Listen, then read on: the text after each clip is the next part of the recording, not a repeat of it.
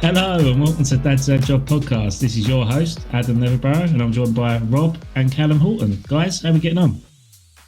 Evening, yeah, I'm all good. You all right? Yeah, I'm really well. Adam, did you point at yourself while you were introducing us then? Hello, I'm Adam. And you pointed at yourself. Did I point at myself? Yeah. Because I had to remind myself who I was. Because you're the big chief. Back in the room. Yeah, no, I'm really good as well. I've had a lovely week, to be fair. Good, Cal. Your favourite part of the week? Yeah, no, all good. Yeah, working hard, trying to balance everything, the same as everyone else, I'm guessing. But yeah, I'm all right. Oh, mental. Before we start, I just before we start talking about our weeks in more specifically and our wins and things like that, I just want to raise a glass to Ray, who is my dear friend's dad, Steve. Attended his funeral today. He's a lovely man, so I just wanted to shout him out and may he rest in peace. So he's a really good bloke, and that's where I was today. But is it okay if I jump into this week? Yeah, you can do. I mean, hopefully it's better than a funeral shout out. Well, I wanted to mention it just because it was lovely to be able to be there because he was a well-loved man, and he was particularly present in my late teens, early 20s because me and Steve were always going out, and it was always their house that we went back to. That man put up with a hell of a lot of nonsense. He had to put up with us, and he was he was very good for it as well. But he was also a prolific reader, so we got on quite well because we used to share book recommendations and stuff. So, Bob, can I just say something? Right, I love the fact that you've given him a shout out because he definitely is, like you say, a great bloke. But like before we come on live and you go, right, lads, this is what we're going to try and discuss. Did it not come to your mind to think, I just want to do a shout out to Steve's dad? That's exactly what I was thinking. Yeah. That's exactly what I was thinking. Why did you think? No, I thought it was nice touch. It's nice touch. It's nice. It's a shame you can't hear the shout out now. Well, Steve will be able to hear it, won't he? So Steve will know. Yeah, fair enough. But yeah, no. This week has been pretty good. As Callum will be able to tell. I just want to say how amazing my wife is, her team, Callum. They got the call on Monday and they had to do a shift even more than they would usually do on Tuesday because they had Ofsted in. So I just want to say how amazing I think Kelly is and the team at the school that she works for. And congratulations because it's all well deserved. But that was kind of like a rocket to start the week because she got the phone call on Monday. So like you can imagine Monday day, evening, Tuesday morning, and into Tuesday when she went to work, it was all crazy. So the first part of the week was really tense, but the feedback was really positive. School's going in the right direction, and I'm just really happy for her. So it's kind of like, just sort of directed the week in the right way, really. But yeah, that's good kind stuff. Of my week so far. Good, yeah, because obviously it's the Ofsted pressure, isn't it? So I'm not familiar with it. I had to kind of I had to ask, didn't I, Rob, as to what actually Ofsted actually meant in a kind of idiotic way, but just means a lot of stress, because you're having to have challenging conversations and sort of show where you are and what you're doing and why it's purposeful. And the most important thing that you want to be able to demonstrate is that what you're doing is for the benefit of the kids and the way that schools are set up and things like that. It's not always the easiest to be able to sort of communicate and prove that you're doing the right things at the right time. So the feedback seems to be really positive. So I'm really happy for her and everyone that's involved because they've had to put in a shift. Yeah, I think you've hit the nail on the head there, Rob. Pretty much, that is it. It's pretty much you do what you normally do, but it's the added pressure or the proving it, I suppose, that it's just what you normally do. And it's also like, it's like anything, you know, when you're working with other people, it's you've got no control of what other people do, you know, like for instance kids, or you know, I don't want to say like refer them to animals, but also like animals and stuff. Do you know what they say? You know, they're unpredictable, but ultimately it's about the school having the right things in place to be able to deal with it. Do you know what I mean? And yeah, hopefully, you know, I also think because you know you're being watched, it's called observer's paradox, right? So you would do your normal thing and live and carry out yourself in a certain way, but as soon as you know you're being watched, you kind of second guess everything you say. You start stuttering, or you get tongue tied, or whatever. And it's called observer's paradox. It's a real thing. It's when you know you're being watched, and it kind of affects the way that you're delivering what you're doing. To be fair, when I was a teacher, it used to happen to me all the time. So Kelly would come in to go into one of the cupboards or collect resources or whatever while I was teaching, because we had one of the rooms that I taught in had the key stage 3 cupboard in it. So that teachers would sometimes come in and collect resources during lessons. And whenever Kelly came in, I just literally forgot what I was doing. Like, I was just like, because she was I think she was the head of the department at the time. She'd come in and I'd just be like completely sort of struck that she was there, and it would put me off. And it you know, it's a thing. It's called observer's paradox. So I get it, Cal. I know exactly what you're trying to say. Yeah. But yeah, so hopefully, you know, that will all the positive work will be shown, and it will be spread across our area as it should be, and it can mean positive things for the school going forward. So that's great. But yeah, so aside from that, it's you know, that's kind of like taking up a chunk of the week because it's been such a focus. But we did have some nice times at the weekend as well, didn't we, Cal? We got to have a nice family. It seems so ago, and it's only like 5 days ago or 4 days ago. It's nuts. Mm. Yeah, I forgot that we actually went out for dinner. Mate. And what about you, Adam? You had a nice weekend, didn't you, mate? I did, yeah. So it was a very very special, monumental birthday.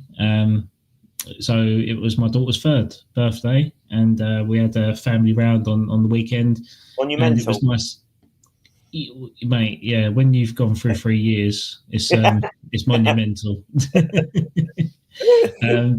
But no, it was a good family weekend. Family goals wise, brilliant, because obviously there's been quite a few family members that we haven't seen over that duration, and they've been in prison. Yeah, that was pretty much it. Selling dodgy second-hand cars. Oh, it's our sponsor. I hope he's well. No, he can't sponsor us. So basically, it was good to spend some good quality time with them, and we had quite a bit to drink, which makes a change, despite me being on a teetotal run at the minute. So I broke that, we had played lots of games. We had a little buffet for Connie and done the birthday cake, and she was really excited. So yeah, it was really, really good birthday. And to follow on from that, it was Kerry's birthday yesterday. So so we had Connie and Kerry within the space of 4 days. So it was, but you know, it's hard. Expensive. It's hard of. No, I wouldn't say it was expensive. I think it was just. It's just hard to try and find a way to kind of celebrate everyone's birthday at, you know, not at the same time, but obviously, but individually, because they're clustered together. It's hard to, like, because it's a 3-year-old's birthday, all your emphasis is on her and making her happy. And Kerry kind of felt a bit like an afterthought as such, which is not particularly true, but it would come across that way. I mean, obviously, the older you get, your birthdays become less important in general, and you decide to do less because you've got a kid that needs to be in bed by 7:15, or not 7:15, like 7 o'clock. So that's your bedtime, 7:45. That is my bedtime. Yeah, you've got me bang on. But I think it's just, I think you just got to try and make the best of it, of what you can, and just spend that quality time as much as possible. But that was the family goals. I mean, I'm taking Kerry out on Saturday to a nice Thai restaurant in Bishop Stortford, so that should be good. Have a bit of quality adult time really, while Connie's being looked after by her mum and dad. But so it'll be good. That'd be good to do that. But I do have an own goal. So on Friday, Connie wanted a heart party, like for her birthday. Wanted like heart decorations, balloons, the works, right? So we've gone and decorated the house. So obviously these decorations will stay up now until Valentine's Day around the house, because she just won't want them taken down. But as we've had our dinner and we've got we need to start doing the decorations, I was given the task of blowing up the balloons. So Kerry said, I don't know where I got these balloons from. They're cheap and whatever. Like just blow them up or whatever. So everyone's doing all the other decorations. Yeah, I have got asthma. But as I was doing the first balloon, I was talking, I was blowing it, and then it exploded in my eye. So what are we talking about? the heart-shaped balloon. A heart-shaped balloon I blew up, and I literally blew it up like twice, but it just exploded in my eye, to the point my eye was completely red. The whole side of my face was just exploded, just swollen. And I went to the bathroom just to kind of put some water on and check it out. I looked in there and my eyelashes have been removed. So the latex had burnt the side of my face, and all my eyelashes had moved. So I've got half an eye with no eyelashes. You know they won't ever grow back. Well, they're blonde, so I might get away with it. But I ain't got no eyebrows looking at this camera, so it's just about getting away with it. That, mate. My eyebrows don't exist, bro. But yeah, my eyelashes burnt off in the latex explosion in my face. I mean, those that are just tuning in now, hearing latex explosion in my face, they could probably think, "Oh, what's he talking about here?" But yeah, no, so that was my own goal. But obviously, I get zero sympathy. I'm a child. I should know how to blow a balloon up. so that's what I got all weekend from everyone, not just particular people, but everyone. They're basically saying, "Need to man up and know how to blow a balloon up." But have you ever blown up heart-shaped balloons, like when they've not been blown up? Like have you seen them unblown, like when you get them out the packet, ready to blow up? No, I can see where this is going. Have you got one? I haven't got one, no. But I looked at it, I was like, "Kel, have you got the right balloons here?" And she went, "What?" I went, "You got the right balloons." And picked them up. It looked like a saggy ball sack. And I'm like, I feel a bit uneasy blowing these up. Yeah, I bet you did. It's just hilarious. As it went off in your eye. Yeah, and then as you blow them up, they look like a complete different effect. So it looks like a couple of breasts. So it was like, what the hell are these balloons? But yeah, it was definitely an Only Fools and Horses blow up dolls moment in my face on Friday night. But yeah, no. So have you kept a packet of them to yourself for another day? You know what? I'm going to blow it up on the right side of my face, and then I've got even half eyelashes. That would be great. That would be great. So it was a 3-1 loss for me with an own goal in the 90th minute. That 3-1 win with an own goal in the 90th minute. Sounds this weekend. What was your scores in relation to your weekends? Well, I think I am up. I think I'm going to go 2-1. So 2-1 because we did the family dinner, loved that, and Rosie, our sister, is expecting, and they were all talking very excitedly about her baby shower. And I turned to Lee, my brother-in-law, and I said, "Lee, we should be doing a baby shower for you." So we are currently trying to arrange a lads' day where we go and watch Palace. I think Arsenal Palace. It's just the weekends that we're all available. It's the weekend where we're available. That's wet the baby's head, isn't it? You're supposed to do it after.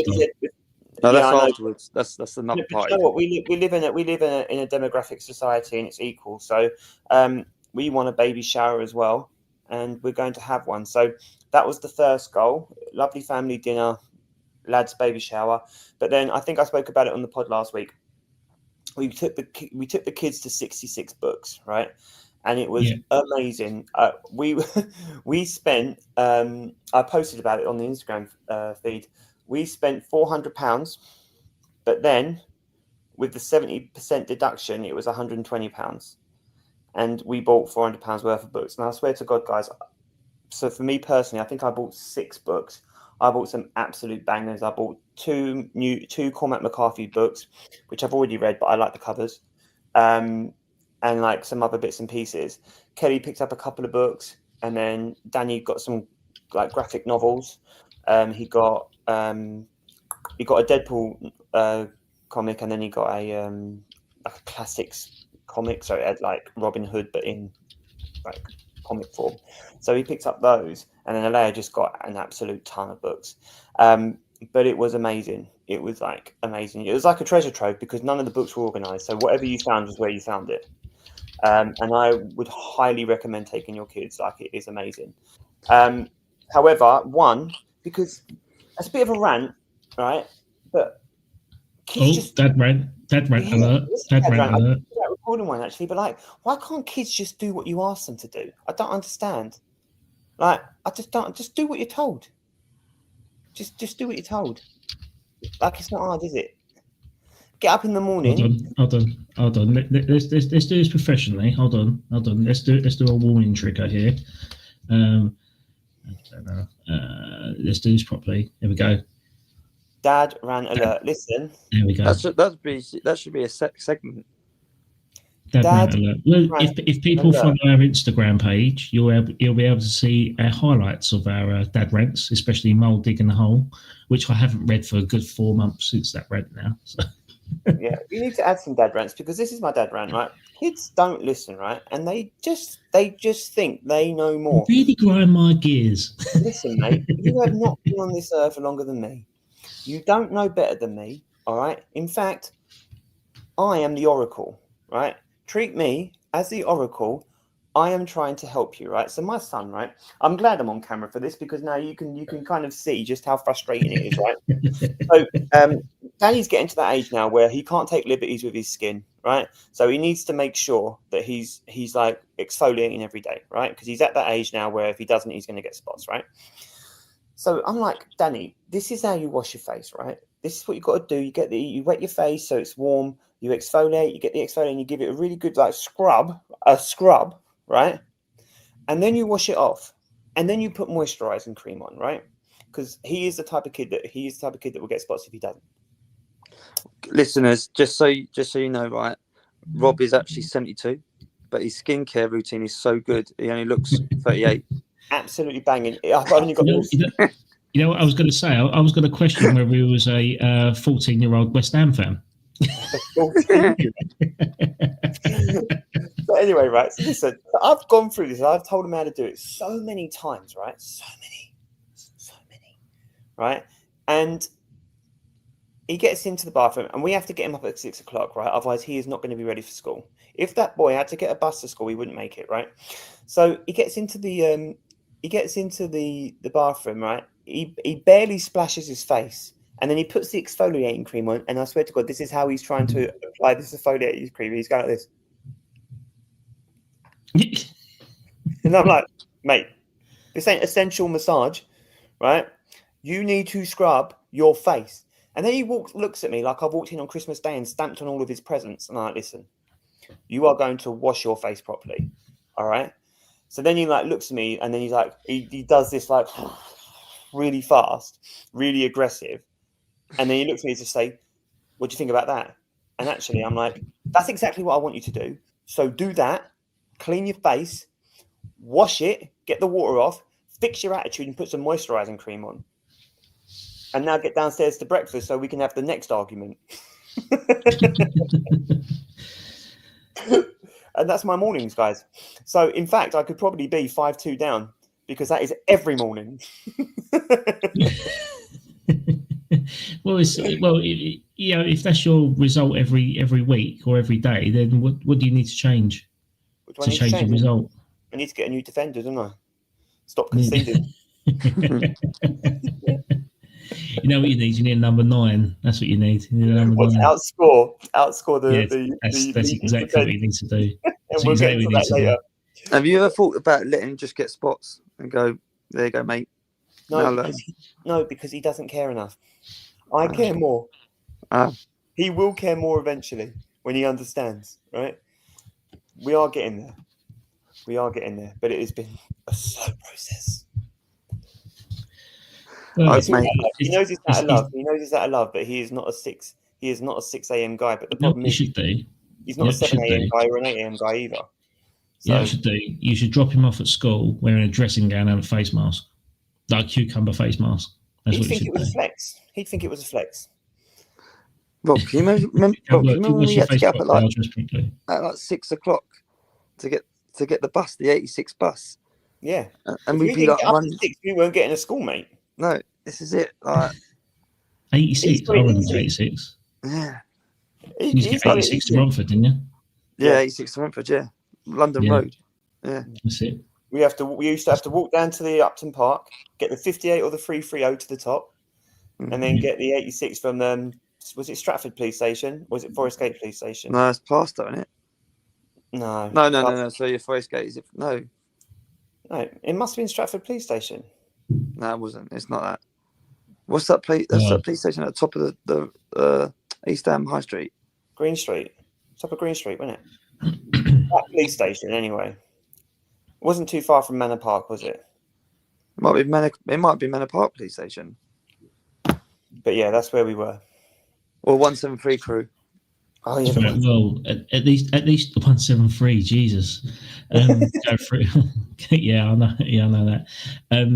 But yeah, dad rant's over now. Unless anyone else has got a dad rant. You were lucky. You got a bus to school. I had to walk.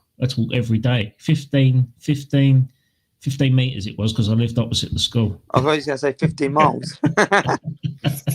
In the snow, mate. I had to walk 15 meters across the road. I had to wait for the lights for the pedestrian crossing, and then I was in the school. That is, oh man. Yeah, I mean, kids don't realise how good they've got it nowadays, do they? Mate, some days I didn't get home till 7. Yeah. If the traffic was bad, we didn't get home till 7. And you never wanted to ask school detention. Oh my God. Never an hour's detention after school ever. It's horrible.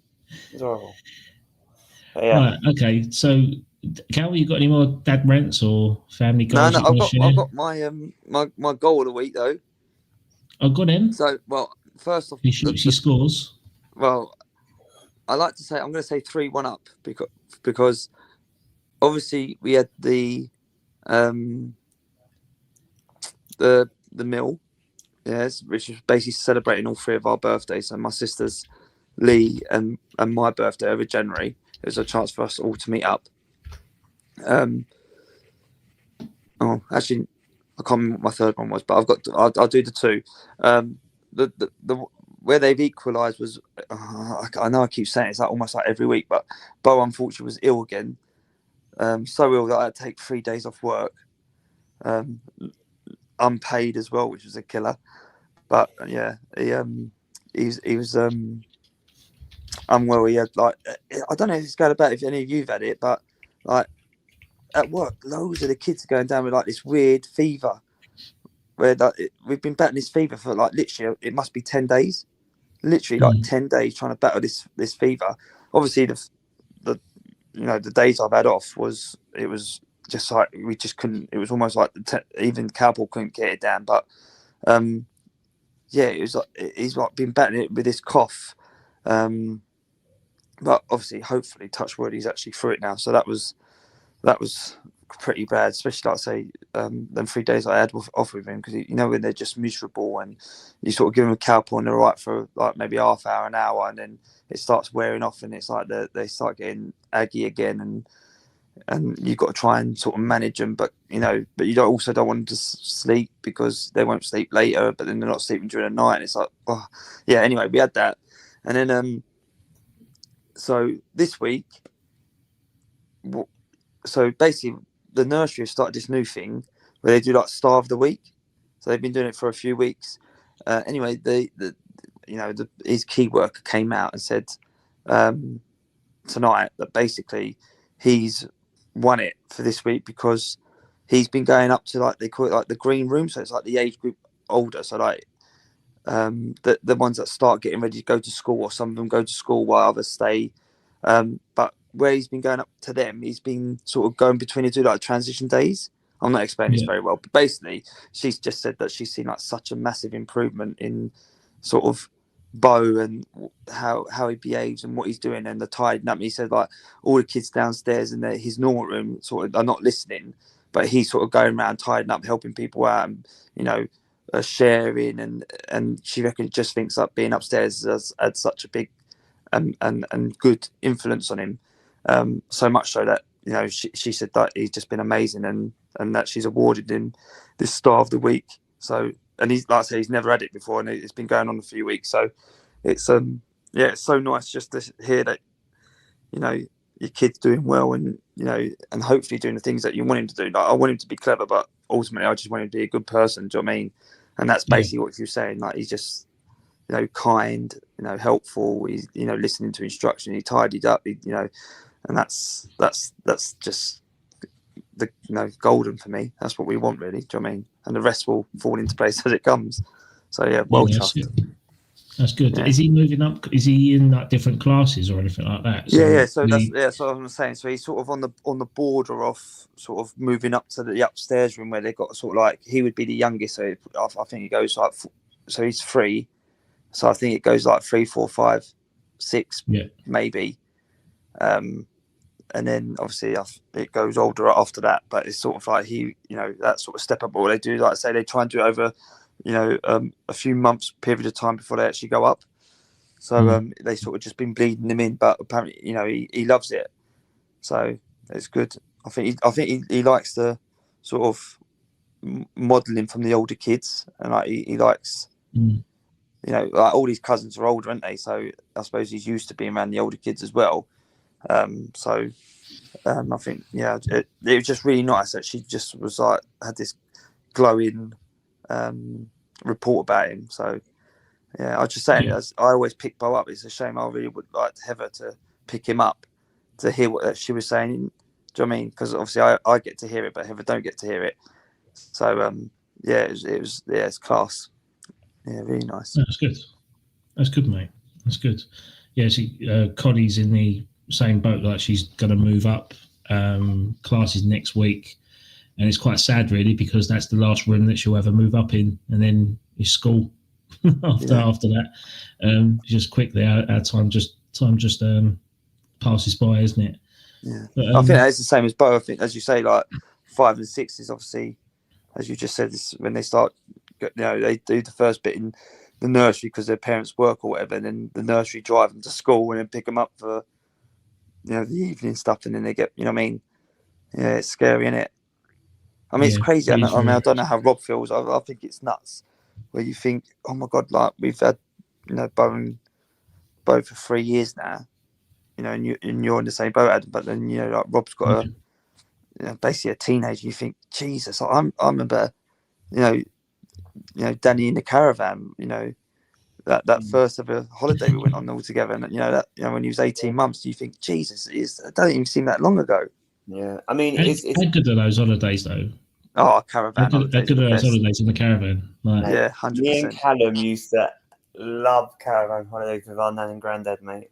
Yeah, those holidays were banging. They're some of the best. They are probably some of the best memories as kids. We used to go down to Chichester. Yeah. And just used to live our best lives, mate. Yeah, and that ice cream parlor right opposite the beach. They do like they talk about like banana splits or ice cream sundaes or whatever. Like they talk about them now, mate. This ice, you know, like a fruit ball, like a proper fruit ball, not like these Mickey Mouse fruit balls. I'm talking about proper. And that literally, it would have like something like 30 odd. No, maybe that's ridiculous. Maybe like, but like say 10 scoops of ice cream with like 3 whole bananas, and like, and then it was ridiculous. And then we'd buy it, and we would just sit there. I mean, we were fat kids anyway, but like we would sit there and just eat the whole thing. But it'd have like, I'm not joking you. You know, like you have these little chunks of brownies in it. This would have like 4 brownies in it, and it'd have like 5 or 6 brownies in it. I mean, like proper, like, you know. It was senseless. It was. And we'd be like, yeah, get it. And it'd be the biggest dessert. It was literally the biggest dessert. I think even then, so it was probably, 20, how old are we now? 38. So it was probably 25 years ago that we were going, right? And even then, this dessert was probably like 10 quid. Yeah, right? easy. That's 25 years ago. So this dessert was massive, right? It was huge. And it was obscene, really. And it was obscene. And we'd eat the whole lot and then still have dinner when we got home. That's how fat we were. It's ridiculous. Fatty bum bum. I'll tell you a true story, right? This is true. I was so fat, right? I remember going down to the beach when I was down there, and I was only like tell them about early teens. Australia. You went down to the beach and you was harpooned? No, Adam, listen to this. You'll think this is funny, right? But I was fat. I was a fat kid, right? I was only probably maybe 11 or 12. I remember going to the beach, and you know where you're self-conscious, right? Yeah. I went down to the beach, but it was so hot that because I was self-conscious, I didn't want to take my top off, so I rolled it up. Right, so my boobs were still covered, but just had my belly out because I was too conscious to take my top off. But it was too hot not to take my top off. The best one was right. Yeah, listen. Yeah, when we were, I don't know how old we were. I must have been about 13. Right, so Callum was probably about 11.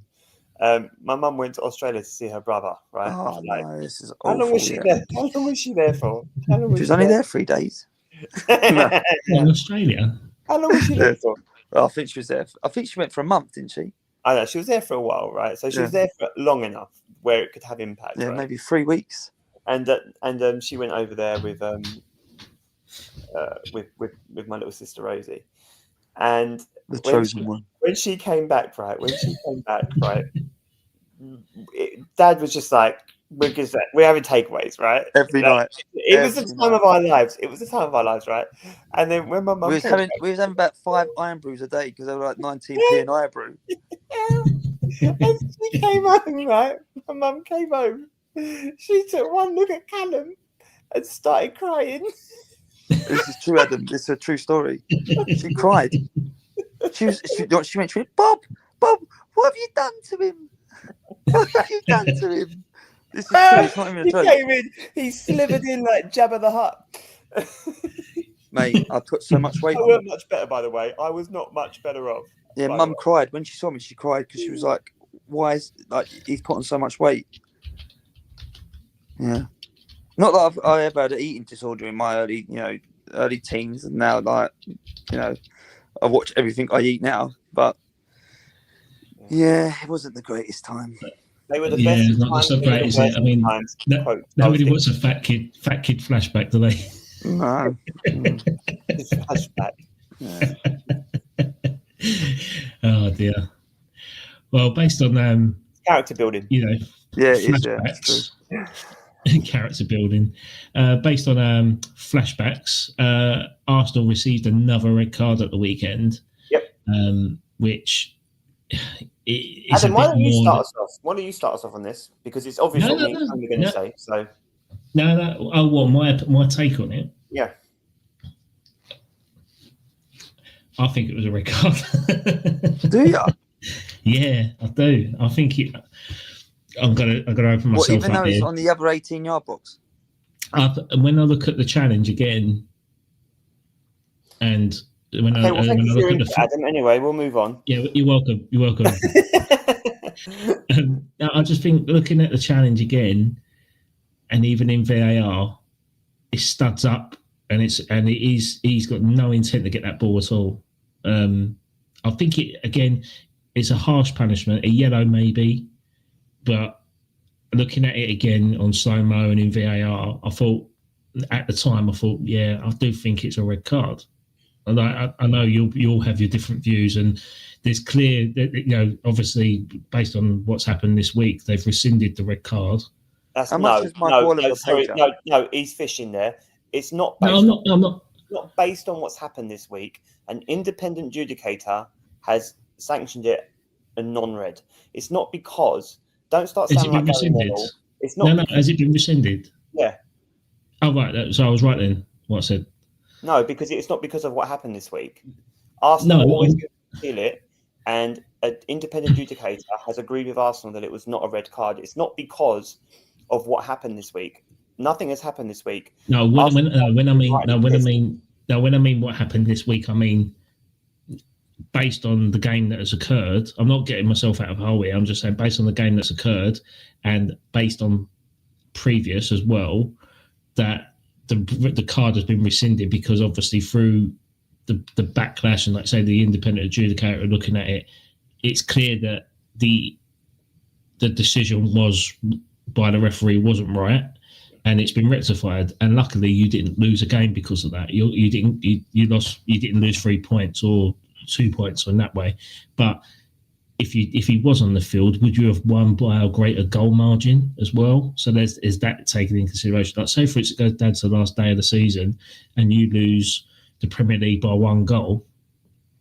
You know, if you won that game 2-0 or 3-0 against Wolves, who are bang out of form at the minute, you would be Premier League champions right now. So that's a decision that could have a knock-on effect. But in my opinion, I'm not fishing, I'm not baiting or whatever. My instant thing was I thought that was a red card. But obviously, I think that Skelly's probably the first person to ever be sent off for a professional foul or a tactical foul, and he was outside the opponent's box, home goalkeeper's box. So, or the penalty area. Sorry. So, I think it was. I think it was an absolutely ridiculous decision. Forget all the other decisions, because Mark Oliver has got a history of poor decisions against Arsenal. But even if you separate them, you had Mark Oliver who made the wrong decision, and then you had, and I forgot the VAR referee's name as well, but he then did not question Mark Oliver's decision. And I kind of feel like this whole PGMO thing is like a boys' club, because you had, I can't remember who the other ref was, but there was it Mike Dean didn't want to send his mate to the screen because he didn't want to undermine him in the game. And I'm just kind of like, and he did say that. He said that on, I think it was Sky, right? Yeah. So I'm kind of like, it kind of just questions, it just brings into question the whole integrity of the PGMOL, and it just looks like a boys' club that is protecting the boys or protecting the lads. And I suppose I was really pissed off about this, because initially there was this thunderstorm of support for this sending off. It was not a sending off. This is a wrong decision. And then within about 24 hours, the boys' club had reared its ugly head. And then all of a sudden, we had all these different news reporters painting 18-year-old Skelly as some sort of villain who had gone out to kind of like absolutely destroy Matt Doherty. No, at the very worst, it was a professional foul. He knew what he was doing. He was going to suffer the yellow, just like, every other team in the Premier League does, right? I don't have a problem with it being a yellow, right? But that type of thing then has to be consistent, because if you're going to judge that as a red, right, make Skelly accountable for it. There are so many examples of worse things that have happened to Arsenal that have not even been yellows. There's that famous picture of or the famous video of, I can't remember what football player was, absolutely battering Saka, and wasn't even a yellow. Some of the stuff that Joe Linton has done to Arsenal players, not even a yellow, right? There is a complete lack of consistency. Not in here. There you go. Here comes a dad rant. It sounds like a mum rant, but that's and there's a complete lack of consistency in what is measurable as a yellow or a red. And every fan feels like they get the worst cut of the decisions. But actually, and this is what I had an argument with a Newcastle fan on X the other day. He went fishing and he caught me, but I was all in by this point. But there's got to come a point where tribalism needs to be put aside, and actually the PGMOL needs to be held to account. The refs aren't good enough, the VAR aren't good enough, and teams are suffering points or are leaking points. And I don't subscribe to the idea where we should be saying, oh, well, it happens to everyone, so we should just get on with it. No, fuck that. It shouldn't happen to everyone. Your decisions should be better. Decision making should be better. Accountability should be better. And actually, if you're a poor ref, you shouldn't be allowed to ref. And then that way, the standard would improve. If there's no accountability, then how can And then I have the feeling like I'm not a big. I want to go and watch Arsenal play football, right? I'm not a big stadium fan, all right? So I'm kind of on the fence, I suppose, with that. But if you've got people who are spending hundreds of pounds to go and watch that, it's bad enough if your team's not playing well. But then if the referees are shit as well, it's just crap. So, and then there's this whole. I am echoing on someone's computer. Can anyone else hear that? I'm going to turn myself. Might be cows. Are we on loudspeaker on your phone, mate? No. I'll turn myself down. No. Right, okay. So, the reporters are saying that Arsenal fans took it too far. There was a couple of things where, and I'm very aware that Mark Oliver did have like a police escort outside of his house, but there was an article written by a Mail Online reporter, and he was like saying that Arsenal fans are taking it too far. Mark Oliver has received death threats. Someone said that they were going to blow up his car. All of that is disgusting, right? The problem was that was Man United and Liverpool fans from previous, and they just linked it to an Arsenal story. It's like so contrived, and it just pisses me off. And then I'm going to move on to Gary Neville, if that's all right. Yeah, go for it. Gary Neville is Dickhead of the Week because he's was silent during this whole PGMO thing, didn't say anything about what was going on. And then he comes out and he says that Arsenal fans are entitled for the way that they hound referees on social media. All right. Well, first of all, social media is a free platform. Don't like it, don't go on it, don't look. Right. But then I also think that Gary Neville has clearly forgot who he was managed by. All right. Because Man United and the players and his manager were famous for battering referees. You think about Fergie times, right? Then also, let's not forget what happened in that game where Arsenal were 49 games unbeaten in the Premier League. We're going for the 50th, and the absolute shit show at Old Trafford, right? With the referee as well, by the way. Gary Neville called for Clattenburg to resign after he joined Forest as some sort of, advisor. And he's a PGMOL spokesperson, champagne socialist sellout. And that's exactly how I feel about Gary Neville. He's an absolute bellend. Not to mention Haaland screaming in the face of every ref possible whenever he doesn't get a decision that he wants. It just pisses me off. Like, it's a complete lack of consistency with the way that teams are treated in the media. And I feel like Arsenal are the easy get every single time. I feel better. Yeah, I'm going to jump on that. Listen, I just don't. When is he going to be? What's the word? Investigated? Because I mean, everyone's seen the videos on social media and all the stuff that he's been given. The whole I don't want to ruin the game to Kovacic. Huh? It was Kovacic? Yeah, I'm just sorry. It's just ridiculous. Some of the stuff that he's done is shocking. The Arsenal thing again with you talk about this one. I think the header was even worse when they gave the penalty for the header with is it Saliba? I've watched that so many times and gone, I don't understand. I don't understand. That's Cal. You know it's bad when John Terry was like, I don't understand what happened. no. This is it. I just don't get it. I'm sorry. I think that's even worse than this one. Again, I know Adam's going to say, or Adam did say, sorry, that he sort of trod down his leg. I'm not going to lie to you. You see it in Sunday League.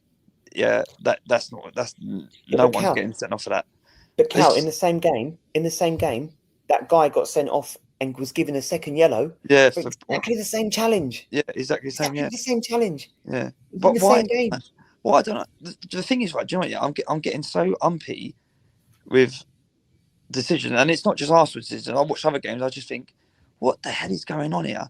Where I was talking to the old man about it. Where I was just like, I actually don't want to watch Premier League football anymore. I know. There's got to come a point.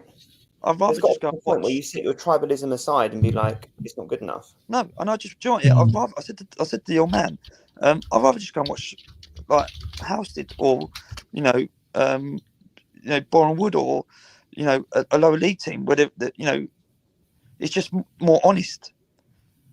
Like it's just more honest. Like, honestly, yeah, I'm so fed up with it. I had this debate with an Arsenal fan that I work with this week, and he actually said he prefers a lot of the Champions League games because they kind of give those.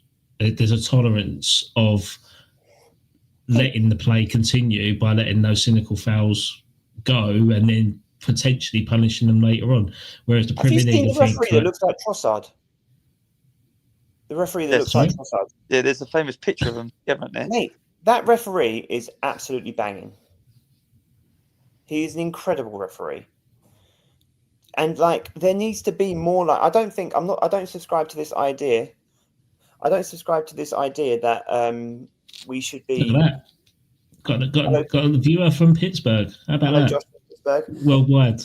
I don't subscribe to this idea that we should be getting European referees in. Like I don't have an issue with there being European referees, right? But I do also think it's important that there's an infrastructure where British referees can come through. I do think there's an issue that most of the referees are sort of north of the Midlands, right? And I do think that there is an issue with that. I do think there needs to be some sort of integration of or elevation of southern referees as well. But the quality is so bad, and it's not even up for debate anymore. Like it's not even up for debate. When people say, "Oh, Mark Oliver is not the Mark Oliver is the best referee in the league," it's disgusting that Mark Oliver is now been removed from the Arsenal Man City game. That's absolute bollocks. Do you know how rare it is for a referee to ref the same team 2 games in a row? It is so rare it doesn't happen, right? I don't know if it's an unwritten rule, but basically refs don't ref the same team 2 games in a row. So Mark Oliver was probably never going to referee Arsenal Man City. Had nothing to do with this fallout from Wolves, right? He was probably not going to referee the game. And so it's all these like little details where it's like demonizing Arsenal fans, right? Like Arsenal, and by the way, I want to make it very clear. Threatening a referee is absolutely ridiculous and will do nothing to solve the problem or the greater issue. It's just stupid social media talk, right? For the most part, and some of them they might be serious, right? And that's a difficult line that people have to navigate, or the authorities would have to navigate. But sorry, I've lost my train of thought now. But Rob, do you think it's got to such a level with Oliver that he can't referee an Arsenal game now because of how much media attention it's now got, all the stuff on TikTok and Instagram? I think what Oliver's problem is, I don't care if I don't want him to referee another Arsenal game, right? But I don't think that means he shouldn't, right? And I mean that. Yeah, but do you think if he does now, there's always going to be do you reckon there would be a bias from him as well as? I don't know. I think the problem is he's sent off 8 Arsenal players, right? In his 50 or 60 matches, and I think for the same number for Liverpool and Man City, he sent off 1, right? And some of the sending offs he had against Arsenal, you're just not likely to see again. Like sending off a player for a tactical foul at a penalty at the opponent's penalty area. You're never going to see that again. The Martinelli double yellow, you're never going to see that again, right? Like it's just stupid red cards that Declan Rice kicking the ball away. Which and I get Trossard. it. But and with the Trossard one, I just think even then I think it's just not. And in the same game, I think Doku kicked the ball away and didn't get booked. Like it's so inconsistent. And you know, when we say we want these people to be held to account, it's not because I just want result. I don't just want decisions going in Arsenal's favour. I just want a better quality of fucking game management. Like, if it's a yellow card when he does it, it's a yellow card when he does it. All right? Don't choose and, don't say, I don't want to impact the game and then impact the game. Don't do that. It's not hard. You know, like, you get to choose when you influence the game, but it feels like you influence the game more when it's certain teams. And Gary O'Neill said it last year and nearly got absolutely battered for it. So it's not, and I'm not saying it's just an Arsenal problem. Was it Gary O'Neill who said it last year? Manager? The trouble is there's so many, isn't it? And the whole idea of VAR was to reduce it, and it's almost made it worse. Because they don't want to question their mates. That's the problem, isn't it? You need VAR needs to be independent of the PGMOL. An organisation which is not. It's there to help referees, but not to side with them either, like to get them out of jail. And sometimes the technology is there to be interpreted however they interpret it. So even the rule book, there's certain rules in there that are black and white, but there's always two different meanings and understandings as to how to read that. Like a handball, like what's the definition of a handball?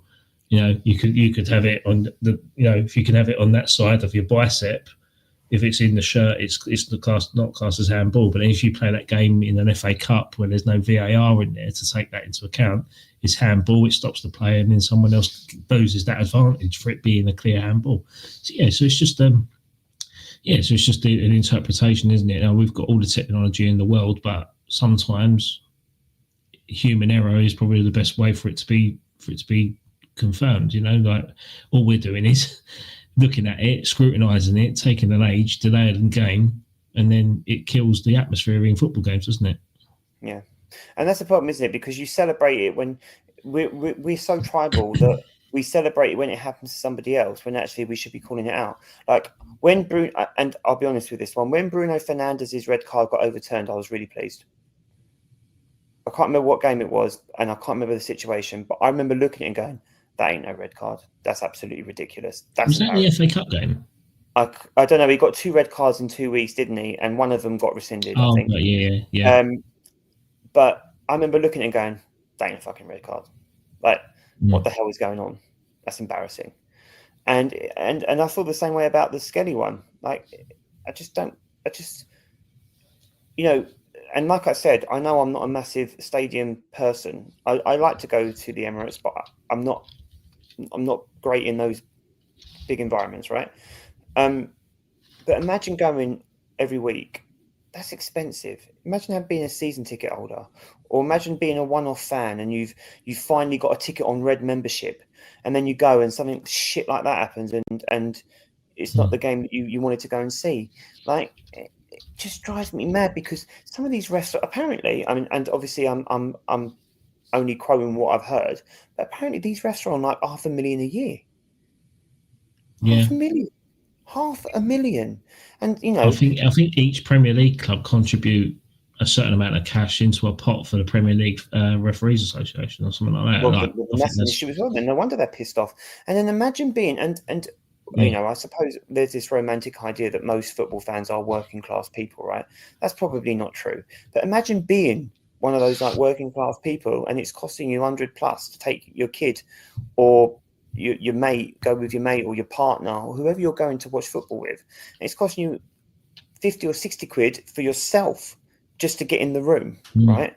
If you're going with somebody else, it might be 120. If you're taking a kid or a partner or whatever, 120 quid just to get in, buy a drink. You're spending 150, 160 quid, and you're not. And the ref is the main character. If I go to watch Arsenal, I want to see Odegaard do his thing, not what Mark Oliver's doing. So, all right. Anyway, I think there's a lot to mate. I think that bloke's got a lot to answer for. I'm sorry, like I don't think it's a coincidence. Not the stuff that I've seen, and I know people are going to go, "Oh, yeah, you're just jumping on the social media stuff," but you ain't on social media. no, but I just can't see how. If that was a criminal doing something, right, or someone else doing something, the police would investigate it. I'm not saying the police should investigate what he's doing, but what I'm trying to say is, like, there's got to be someone looking at it going, well, that's more than a coincidence, or why is there 8 or 9 different things that he's all done against? Would they be able to find 8 or 9 different things that he's done against West Ham, or he's done against? I doubt it. Do you know what I mean? You'll never see that Martinelli double yellow ever again. I don't think you'll ever see the header one ever again. I can't get. I'm really sorry. I just can't get my head around that header one. I don't get it. I'm sorry. All right, Sean, we're going to move on. All right. I was gonna say, it sounds like a bit of a Sean Dyche sound of that. Sean Dyche is back. The thing is, when you sit up, Cal, I'm talking like yeah, here. Cal, when you sit up, you sound okay. When you get all comfortable and go like that. Yeah, it's when your gut starts to come, mate. It's because I've been up since 5 o'clock. Oh yeah, sorry, mate.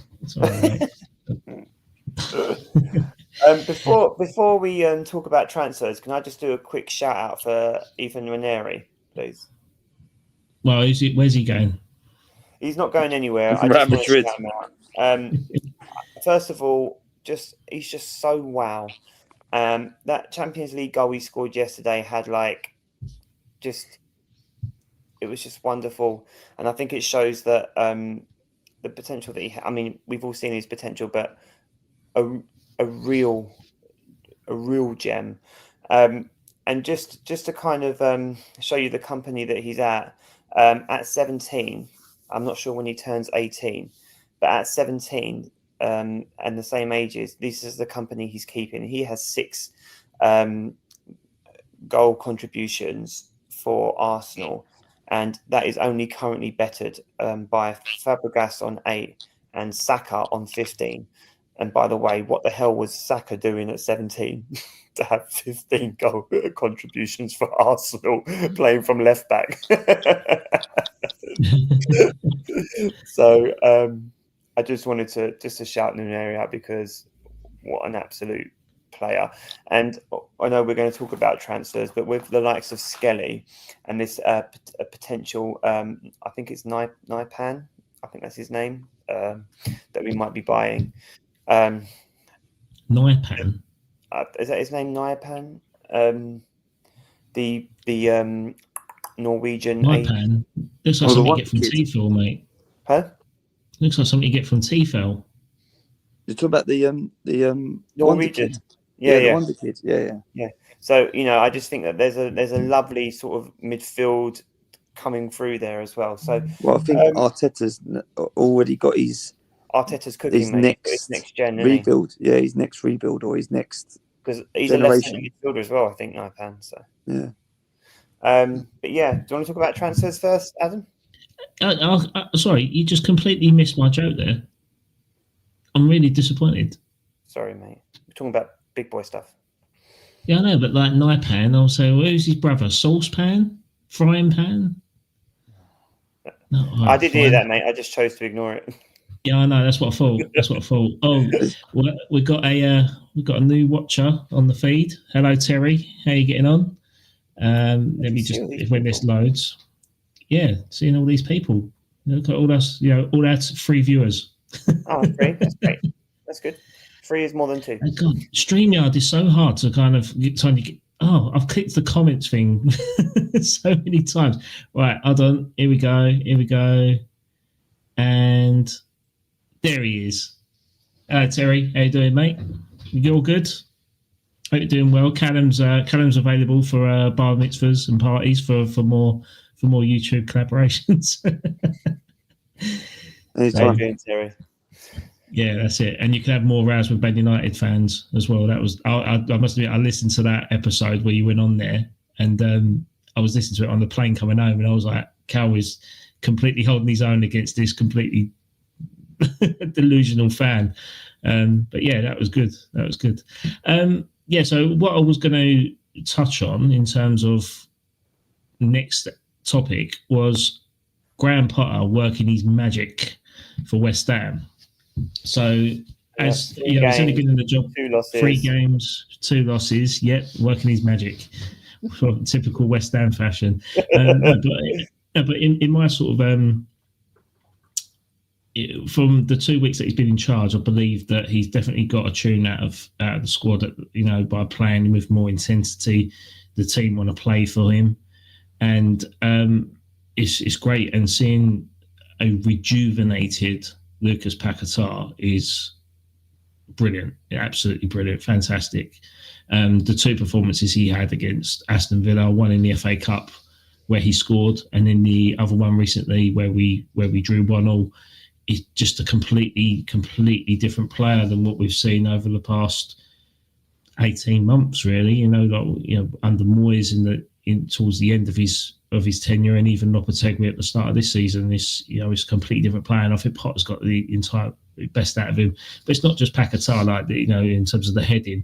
It's also Alvarez.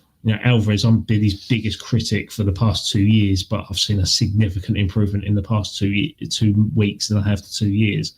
And it's fantastic to see. And it only makes you wonder what will happen to West Ham once we start getting a few more players through the door. But yeah, what's your thoughts? You got mate. Do you think Moyes would have won any of them games if he took over? And it wasn't Potter. Same, you brought Moyes back, and it wasn't Potter. Do you reckon he would have got results out of the games? The three losses in 2 games. Let's say he's gone straight into Everton, got results at Everton. Do you reckon he would have been able to do that with yours?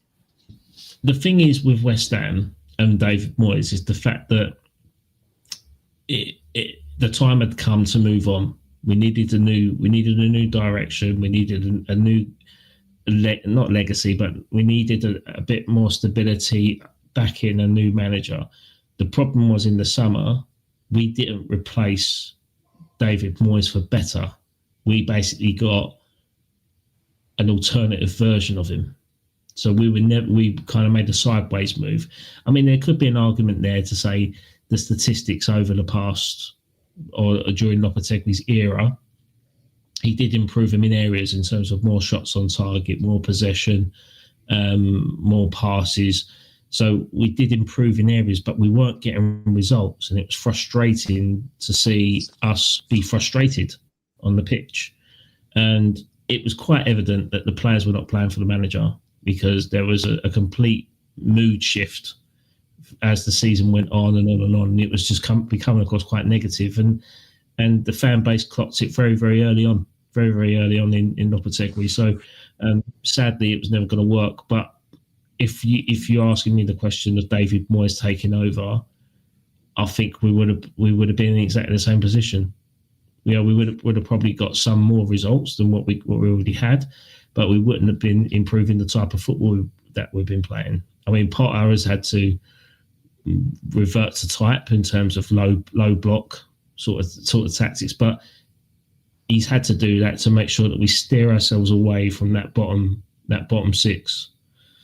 So we took that on the head. But with Potter, I think there is a plan in place that I can get behind now. There's a manager that understands the fan base, understands the job he's got in hand, and I think that the impatient side of being a fan of watching West Ham has gone now. And I think it's just about, right, okay, let's see what he can build for next season. So this is what the rest of the season is, pretty much an extended pre-season now. But from what he's worked with for the past 2.5 weeks, not had any of his players. He's had injuries on his. Lopetegui never really had an injury problem in terms of key players. Potter's come in, Bowen's injured, Fulkrug's injured.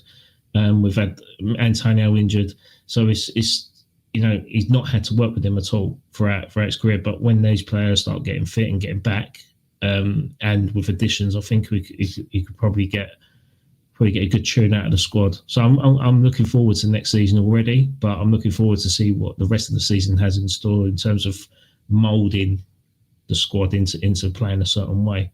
So what's your thoughts from being an Arsenal point of view? Well, I don't know. I just want to ask a quick question. I know it's early doors, but you're sort of touching on next year, and obviously you said you sort of liked what you're seeing so far.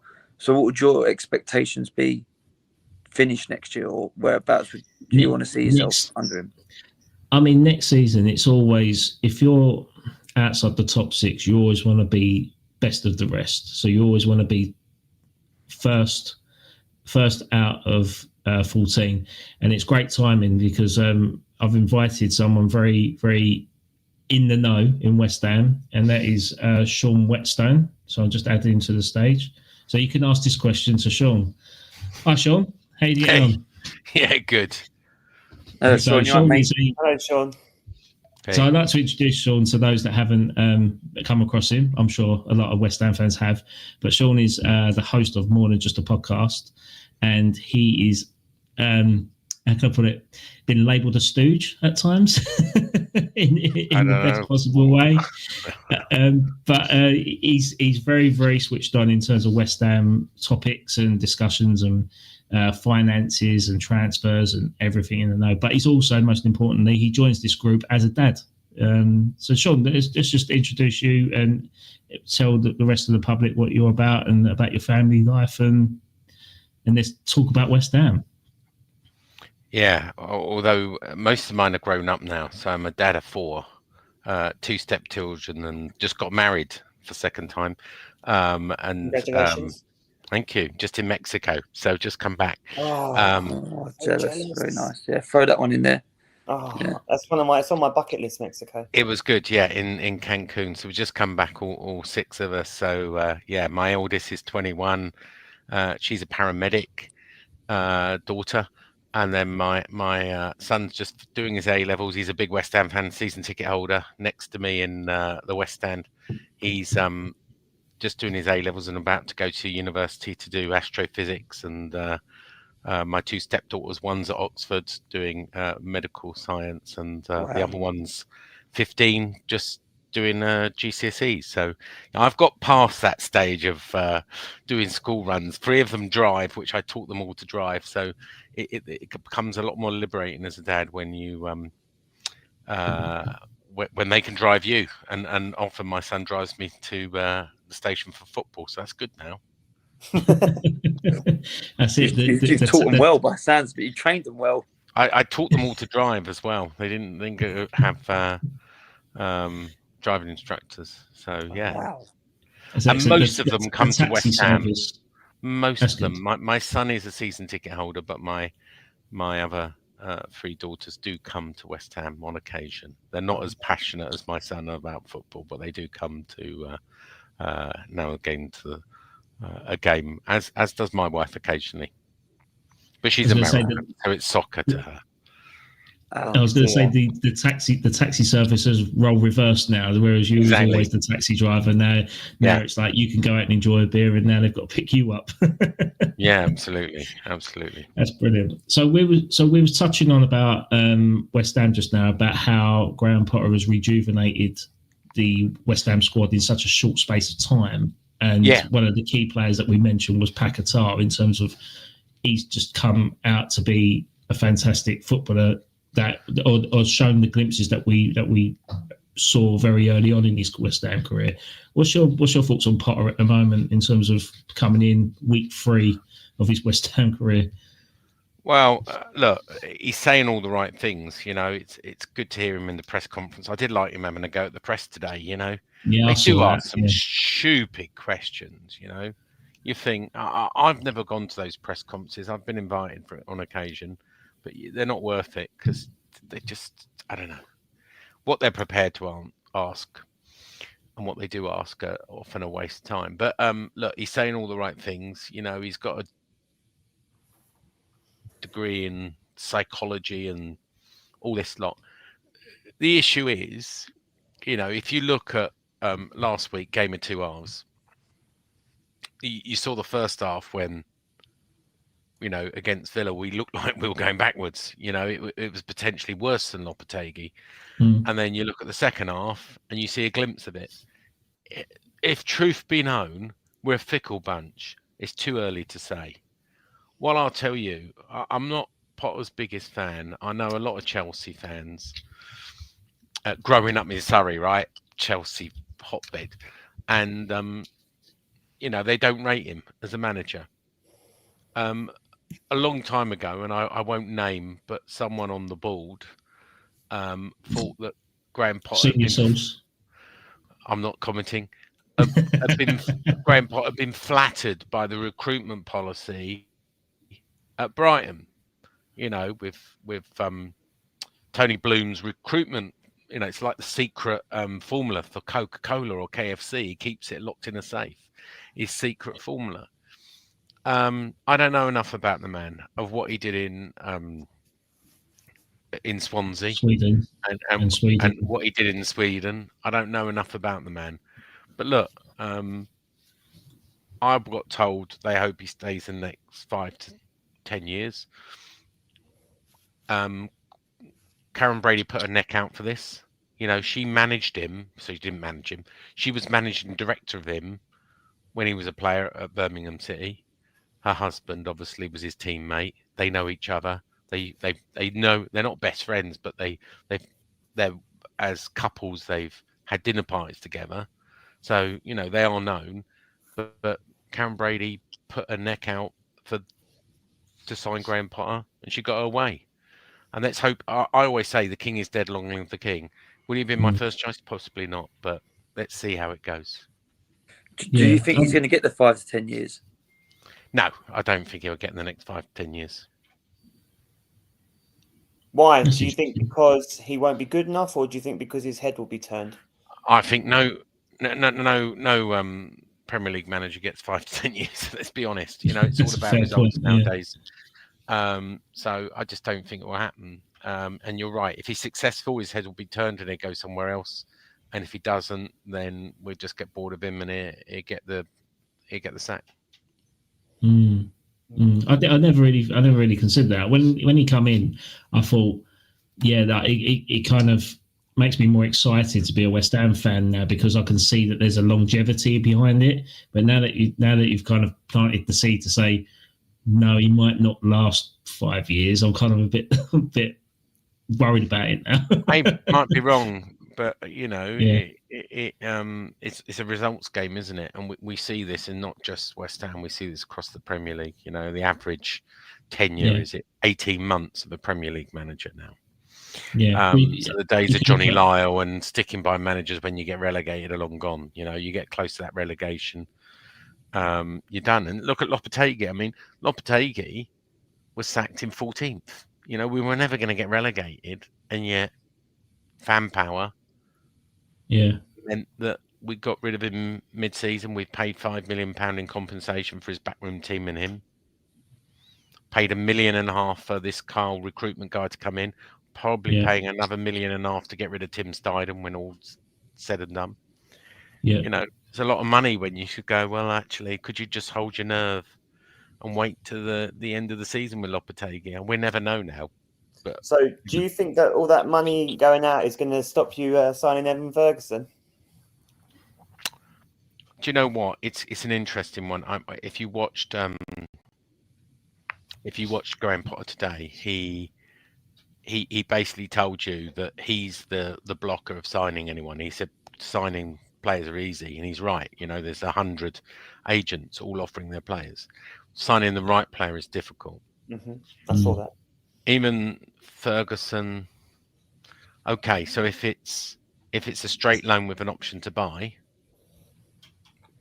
fine. If it's an obligation to buy, I'd be a bit more nervous. If you look at his injury record, he's got these recurring ankle injuries. I'm not convinced we should be spending a reported 40 million obligation to buy. Could be another Andy Carroll. It could be, yeah. So I option to buy, yes, 6 months be great. Obligation to buy depends what the obligation is, right? If it's 20 goals, yeah, absolutely. If it's 5 appearances like Tadebo, I'd say no. Yeah, I'd because rather there's been a go because history. Bowen's coming back, right? Let's be honest, Bowen's coming back, and this is the problem, right? We don't just want. I mean, Fulkrug wasn't even getting a game anyway, so you Ferguson don't want to come in and just sit on the bench if Bowen's fit and he don't get a game. So or just come on as a super sub. So he want as much guaranteed game time as any manager can give him. There's no such thing as guaranteed game time. But do you think Potter's going to be a manager that buys in his squad, or do you think he's going to rely on what is he going to try and bleed in the youth team as well, or do you think I think there's a very good chance he signs no one on Monday, by Monday, and we just carry on. And he does his spending in the summer when he can do a lot more research. Carl's come in, the recruitment will do, and he'll just say, well, do you know what? With Bowen coming back, Tadebo coming back in 4 weeks, I can probably struggle through with a little bit of the youth. I mean, we've looked at Ollie Scarles, looks good. He could probably rely on some of that youth, but let's be honest, everybody was calling for Freddie Potts to come back from Portsmouth. We had the option to do it by the 15th of Jan. And Graham Potter said no. Why did he say no? Because he knows he's better off staying at Portsmouth getting absolute game time. Because if he'd come back to West Ham, he'd sat on the bench and not get game time. Yeah, it's an area of the pitch that we're quite overloaded in, aren't we? Like we've got Alvarez, Rodriguez, Souček, Soler. You've got Andy Irving as well. Like we're quite stacked in that position, aren't we? So to bring a youth player back and we're struggling to get rid of what we've got anyway in the middle of the park by the sounds of it. Yeah. So to bring a youth player back, and then if we can't get rid of our senior player, then he's going to just fester in the squad, isn't he? I think it's a good decision keeping him in the Championship. Like we're not going to lose out by bringing him back too early.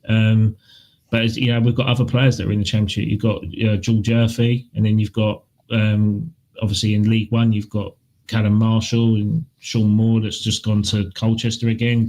Gideon Kadua, who I've heard could leave on a permanent.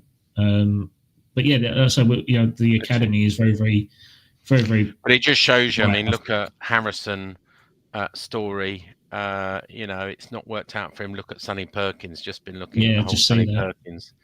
Obviously leaving Leeds. And going to Leyton Orient, dropping down a division. The grass is not always green on the other side, and a lot of the times where we don't, these people who want first team wages, the judgment at West Ham's often right. None of them have really gone on, and made it big, have they? Could you name one player that's sort of refused to sign a contract and gone on to do big things? I can't think of one. Not in recent times, anyway. Yeah, I think Mbama probably is the most recent one, isn't he? And he got an FA Cup appearance and a goal, but he's but where is he now? I know where he is now, but he hasn't really moved on with his career. No, and I don't think he's going to dispossess Haaland, is he? In their position, and they've just signed the next Mohamed Salah as well for like £47 million. So again, he's further down the pecking order. I think Mbama will just get sold on to another club before. I think so. Yeah. Making his regular appearances for Man City, if I'm honest with you. Do you think you'll have any exits? Do you reckon anyone's going to be leaving before Monday? No, I'm told Tadebo will not go, whatever happens, and Irvine could go. But Blackburn was mooted, wasn't it? I mean, Guilherme was the other one, but I've been told we want that money back. We want the full amount of money back, which was 23 million euros, 19.5 million pound. He's not going to Saudi on the cheap. We paid 19.5 million as the transfer fee. No add-ons have been operated, and we want the minimum of that back.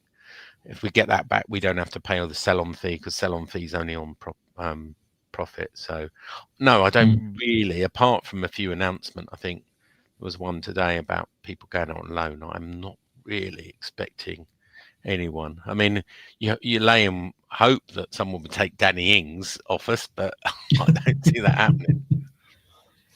Guys, I've got 2 more minutes. I've got to shoot, unfortunately. No, that's fine, mate. No, I appreciate you coming on, Sean. It's such short notice. Where was you before? No, what did you do this evening? I was out actually doing. So my youngest was doing an open evening at school. She was showing people around at school and picking up my wife from the station. So that's why I've been out tonight. It was a taxi service again. I was back as a taxi service. Yeah. It's gone full circle. Just you get there, and it's like, oh shit, back again. Yeah. Okay, great. Well, we won't keep much more of your time. But let's contact again in the future, and we'll do like a proper episode with you. And it'd be great. We'd like to do it properly. All right, cheers guys. Thank you. All right, Sean. see ya. Sean, thanks, mate. Thank you. Bye. There you go. Wonderful Sean Whetstone there dropping in and saying hello. I'd say it was really insightful to get his opinions on West Ham. He's, of anyone that knows the West Ham, has direct links with the club senior board, senior source, he's going to know. And so obviously that kind of puts to bed any real sort of transfer going ons that are happening. I mean, again, it's all speculation, it's all rumours. I mean, let's touch back onto the Evan Ferguson situation, where if it's possible that we do sign him on loan with an option, I think that's probably the best scenario for now all round. The thing is, I think it's an injury worry, isn't it? The thing is, we had that still conversation last week, didn't we? Yeah, because you were trying to sell him to Arsenal last week. Yeah. The thing is, he's injured. The thing is, it's still early days. It's still early days because ultimately it all comes down to who's available, isn't it? And who buys who, and triggers another one who triggers another one who. It's that domino effect, isn't it? If no one makes a movement, then no one's going to get bought, and it's going to be a quiet window, or it's not going to be an active day. But for instance, if Arsenal was to trigger something, then they might have to buy, which means that you might have to sell, which they have to buy, and then it becomes exciting. So ultimately, it comes down to who wants to throw the first punch, isn't it? Or put their money where their mouth is. So, I still think Arsenal could buy 2 players. Who's 2 you think? I still think Arsenal could. I think Arsenal will sign Naipan. Am I saying his name correctly? This sounds good to me. I have no idea who this geezer is. I just know as the Norwegian wonder kid. Yeah, that's what. Yeah, You're trying to unearth the next Odegaard then. He's a left eight. No, he's a left eight. He's more of like a. He's very skillful, but he can carry the ball as well. So he's got excellent qualities. I think Man United are in for him, aren't they, as well? Everyone's trying to sign him, Cal. Yeah. But then I think I wouldn't be surprised if Arsenal went back in for Ollie Watkins. How much do you reckon they offer second time round? Well, Ollie Watkins is 29. And I had this conversation with Adam on WhatsApp the other day. And he said, you were talking about Ollie Watkins being too old, right? And I said, well, we signed Aubameyang when he was 28. And Ollie Watkins is 5 months older than Aubameyang was when we signed him. Ian Wright was 28 or 29 when we signed him. I think he was. From Palace. And he went on to be our record goal scorer at the time.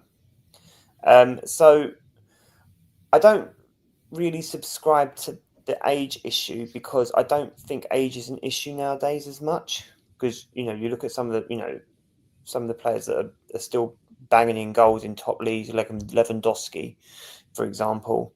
Harry Kane. I was about to say, would you pay 60 million for Harry Kane? Oh, mate, yes. 70 million for Harry Kane. And he's 30. What is he? 31 now. I'd pay 70 million for him as well. Yeah, I would. But I think that's more. I think that's more of a spiteful transfer that you'd love, because he would score goals. He would score goals.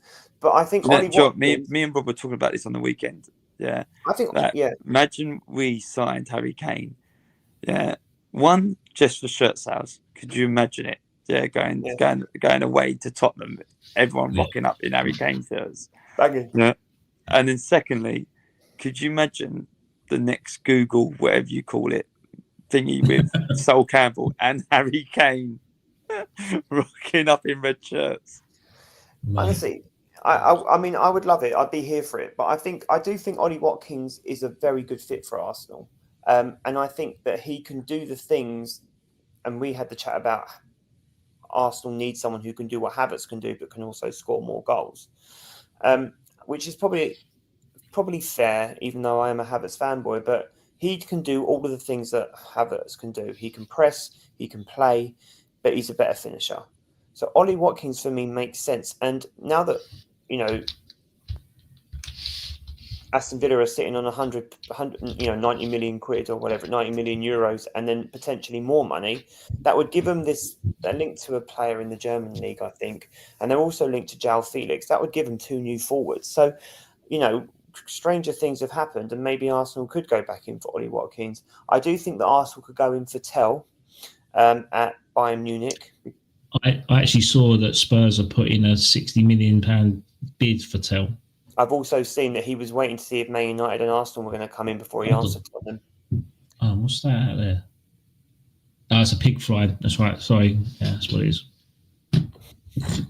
Yeah, I feel the same way. I don't think he'll go Tottenham. I don't think he'll go there. I think that's a sinking ship. I could see them being in big trouble. Spurs. Well, yeah, they could easily get drifted in. I think they're going to get sucked in. I think they're getting sucked in bad. Even if they sacked Ange Postecoglou, like who are they going to bring in to get them out of that shtuck? Or who would want to Sean Dyche, mate. Sean Dyche, get the boy in. Oh, can you imagine? They would be so angry with that, wouldn't they? I'd love that. Oh, it would be fantastic, wouldn't it? But it's not an Spurs podcast. Sorry, guys. As much as we want to laugh at them, but the one thing I want to touch on is obviously the 2 links that we've got. Ferguson or Watkins. I mean, Watkins is reportedly about £65 million to get with Arsenal, but Ferguson is available for 40. I mean, what one would you prefer out of the 2? Obviously, fitness aside.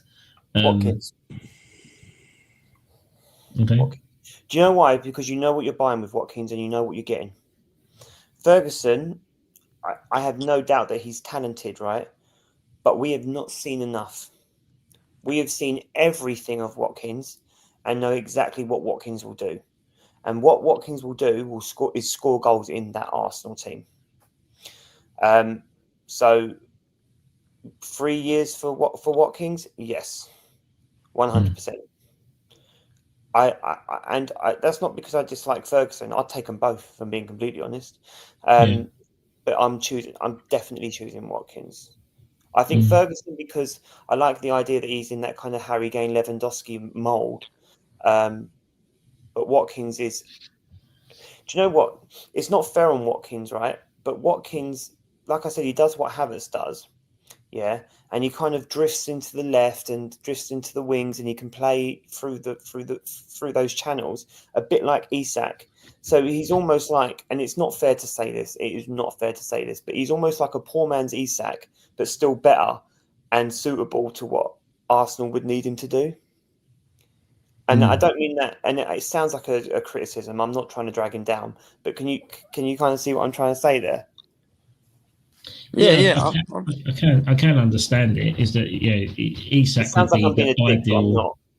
It sounds like the ideal replacement or ideal fit for Arsenal to get Alexander Isak in, but realistically, you're not going to pay £150 million for him. But Watkins is similar, but not good. But Watkins could just hold out. Sorry, Adam. What for Isak? What for Isak? You ain't Callum. Yeah. If Newcastle don't qualify for Europe or Champions League, then there's a chance. Join the queue, I think. Yeah, that's isn't it? 100%.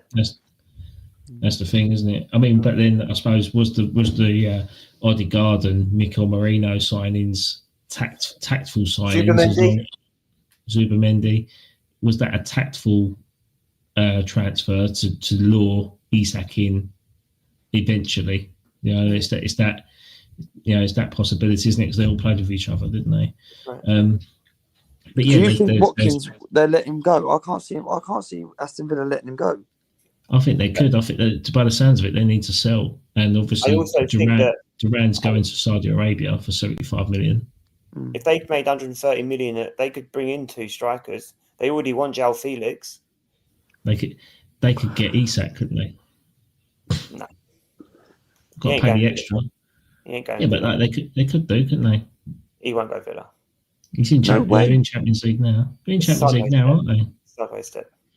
Yeah, but yeah, like I say, it's if Villa put up the money and have Newcastle are a better fans team. there. I don't see that. I just don't see that. Newcastle have more prospects, I think, purely because of who they're owned by. But Aston Villa are in Champions League now. If they spent £130 million on Isak with the Duran and Watkins money, it's interesting, isn't it? Like, it's an interesting sort of take on it. But yeah, it could happen. It could not. I think Emery Nottingham Forest. Yeah, I think he will. We will go that route. He will go that route. Again, does it fit? I don't think it does. No. How much do you reckon Arsenal have to offer to get him? Well, apparently, I can answer that. It was mooted that Arsenal had offered 60 million. That's not correct, apparently. That's the starting point where Aston Villa would have had a conversation. Apparently, Arsenal offered closer to 40. Yeah, I heard that. I don't understand why Arsenal do it. Why? Well, it's just a liberty, isn't it? Yeah, but have you never seen The Life of Brian? That's not how you barter, mate. You start low and then you work your way around till you find out where you're going to have to pay. Yeah, you start low and then end up paying 80 million. Yeah, but if Villa turned around and said it's 100 million, then you try and get them to 80, don't you? Like, you done the whole thing with Rice, didn't you? You offered us 75, we basically laughed it off, and then you offered 80, and then you offered 90, and then we ended up agreeing 105. So and even then we owe you money. Yeah, you could say that, but he still ain't won nothing, though, has he? No. He's in the Champions League, though, isn't he? Oh yeah, they get a medal for that. Just participate, rosettes, participation rosettes. Yeah. Yeah, it's all right. You keep looking up. Put his egg. You keep looking up.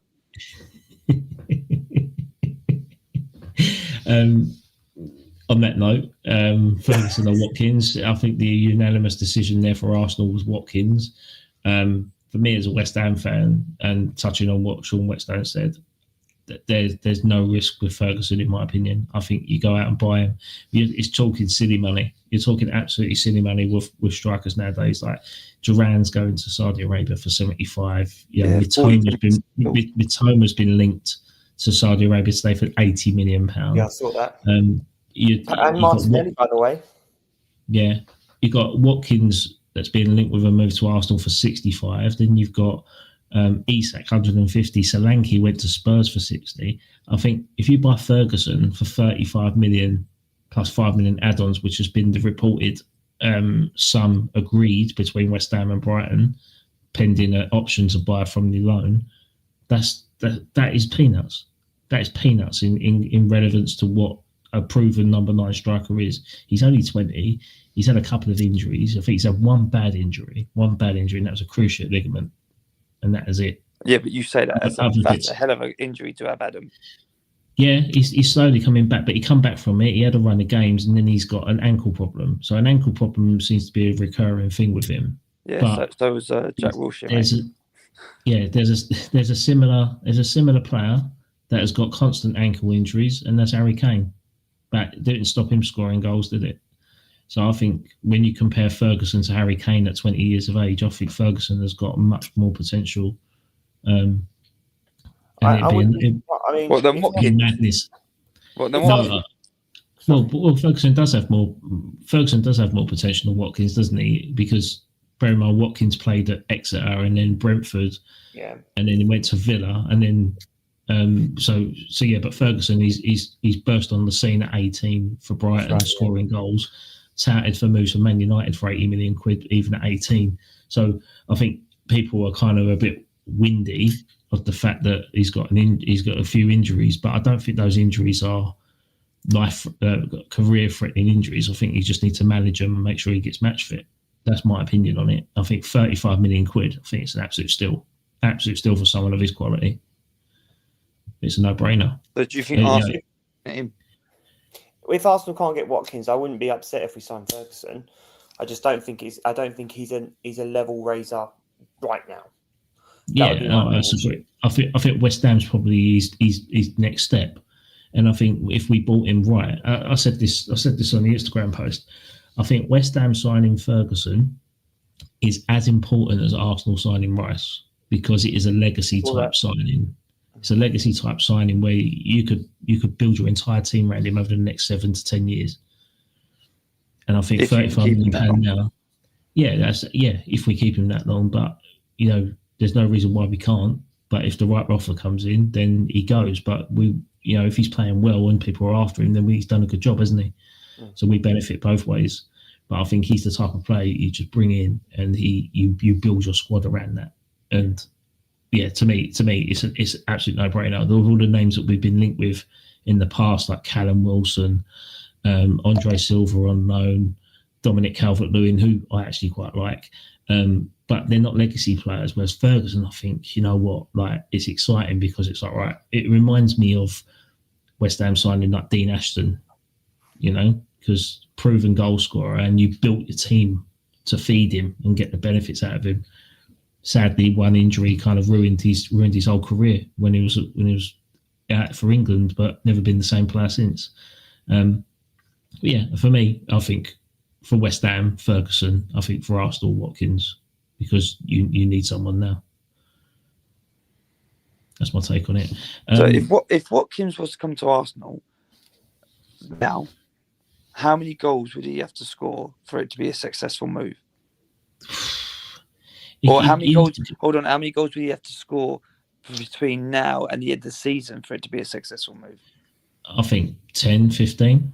Yeah, it's got to be that range, isn't it? 10, 15. If it's 10, I think that's a success because it's less than half a season. Like I say, it's less than 19 games, isn't it? So if you're getting a goal every 2 games, I think that's pretty good return, personally.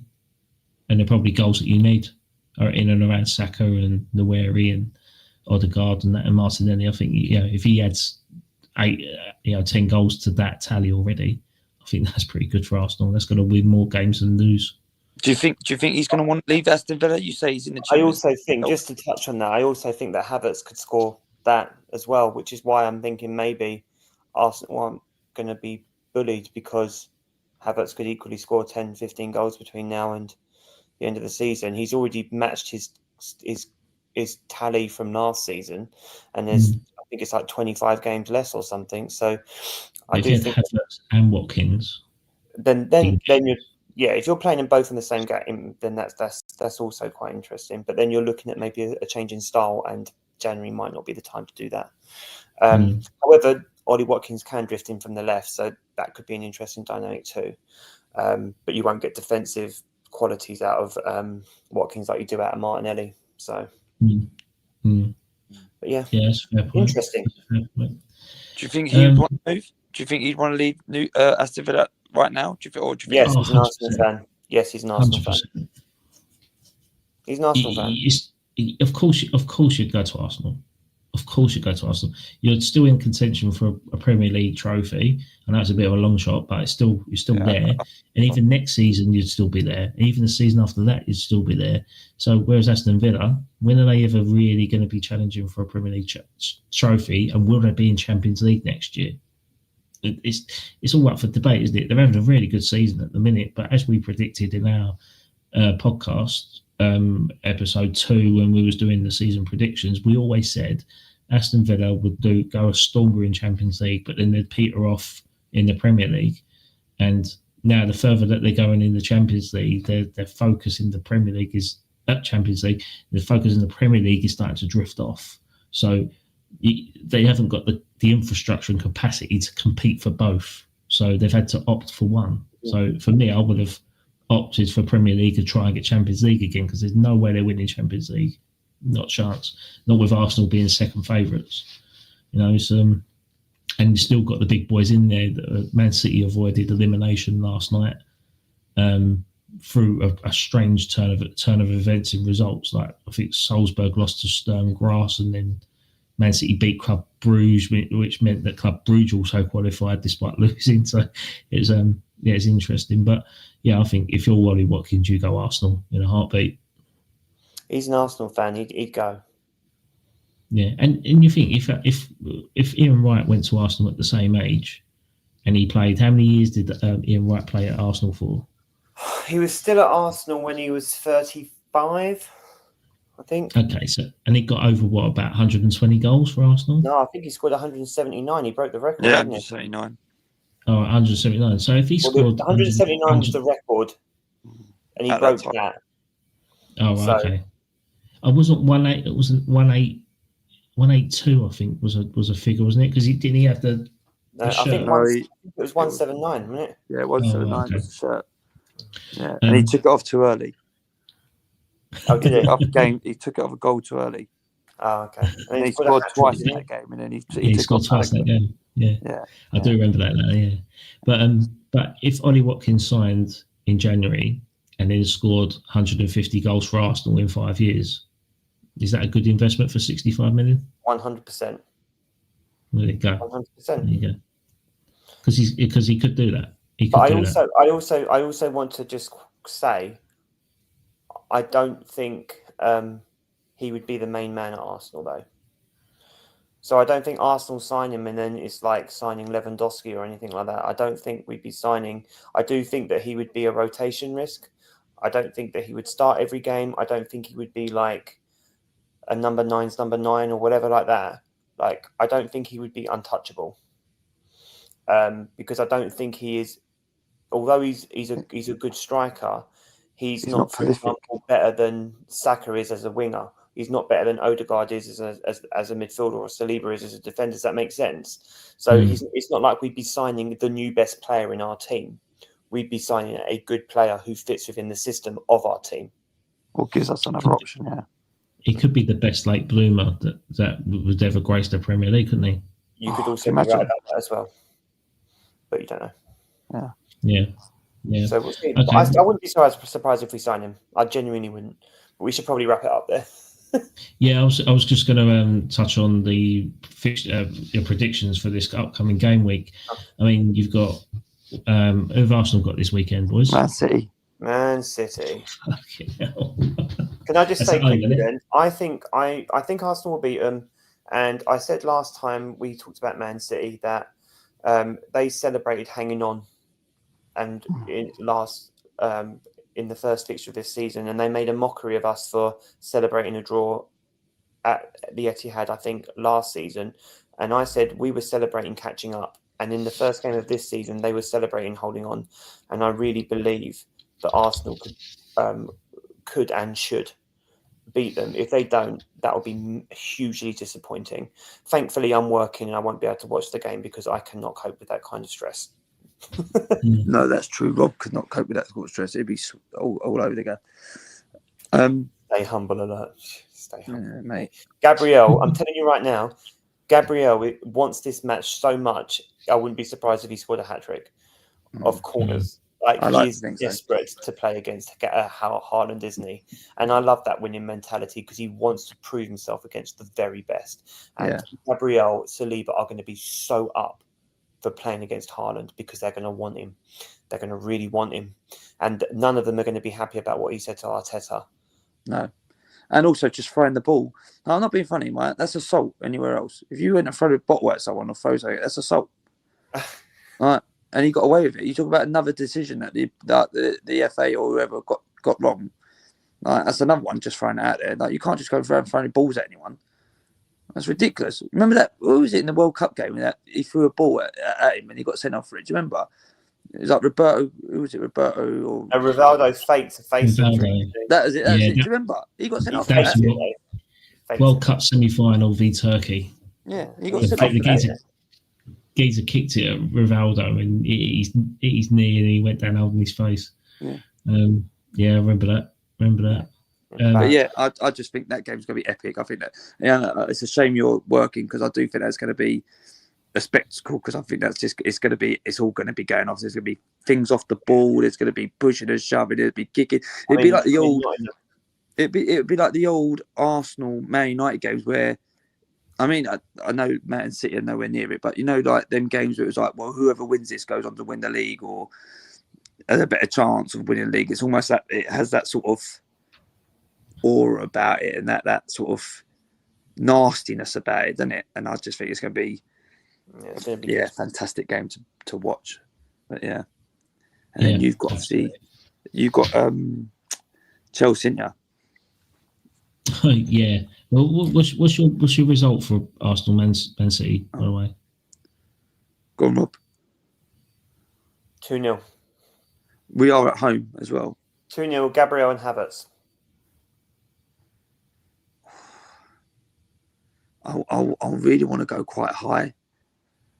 I want to go that we absolutely demolish them, but we're nasty, and I'm going to go 4-0. Ranieri hat trick. I'm gonna say 1-0, and it'll be a case of Arsenal holding on. Yeah, it could be. Another red card. Another red card.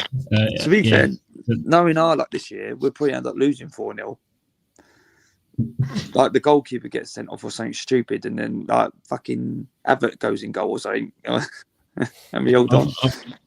I think it'll go 1-0 Man City. They'll get a red card, and then you'll get an equaliser. That's how I see it going. And it'll be 1-0. Yeah, pretty much.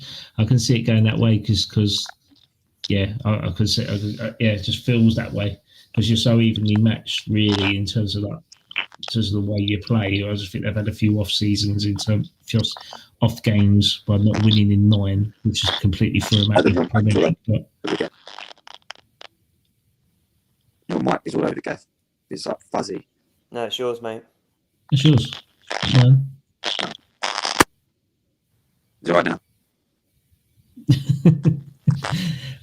Where's my Sean Dyche alert?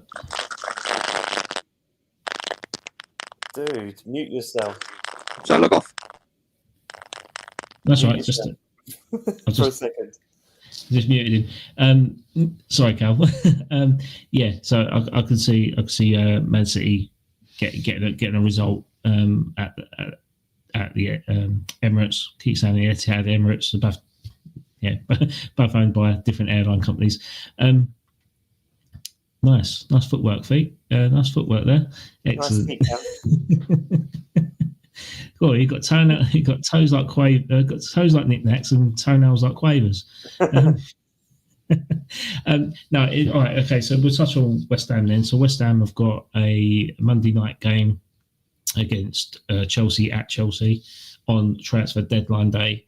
So it's going to be quite challenging. I think Chelsea are there for a take-in. Like they haven't been great, but we're starting to get into our form. And I just really like the way that we're playing. And I think Potter goes back to Chelsea. So who knows? I think we could grab a draw out of it. I think Chelsea will concede. Yeah, they're 100% concede. I think their defence is not great. But Maresca, interesting fact, Maresca used to be a coach at West Ham. Oh, okay.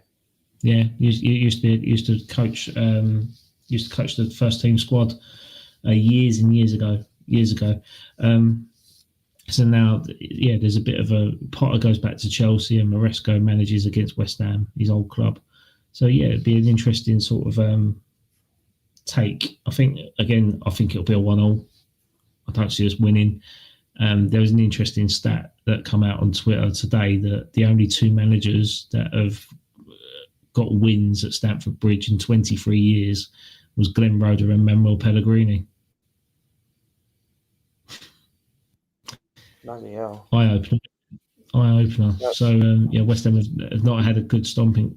Stamford Bridge has not been a good stomping ground for West Ham. So unless Graham Potter decides to if he gets a win at Chelsea, I think he's done he'll be forever in that list of Roeder and Pellegrini. This is great This is company. quite strange.